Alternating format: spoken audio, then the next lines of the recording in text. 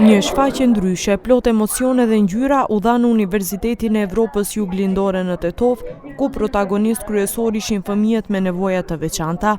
Organizatorët thonë se talenti i tyre shpesh mbetet i panjohur, ndërsa kujdesi institucional për ta duhet të jetë më i madh, sepse këta fëmijë kanë nevojë për mbështetje nga të gjithë ne, por edhe për përkujdesje më të strukturuar. Në Universitetit e Evropës Juglindore kemi organizuar qëllimisht që të bëjmë me dije dhe që të tregojmë shoqërisë, të përcjellim studentëve tanë dhe shoqërisë më të gjerë se këto fëmijë kanë nevojë për kujdes dhe ne jemi ato që duhet t'u afrojmë dorën dhe t'u japim dashuri. Po ashtu edhe prindërve të tyre, të cilët nuk e kanë lehtë.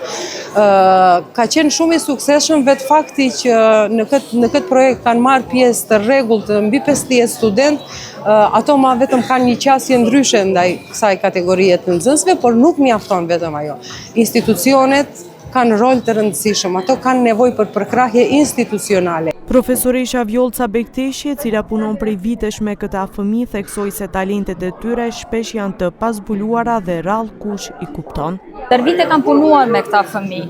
Nuk është lehtë, por është një moment i këndshëm që rrallë kush e kupton botën e tyre, që të bashkëpunon me këta fëmijë dhe të nxjerr më të mirën nga këta fëmijë për publikun, për të gjithë ata që nuk e njohin botën e tyre, sepse këta ndoshta nuk shohin, ndoshta nuk hecin, ndoshta nuk kanë ndonjë problem fizik, por mbi të gjitha këta kanë talente shumë më të mëdha se sa ne që i kemi të gjitha.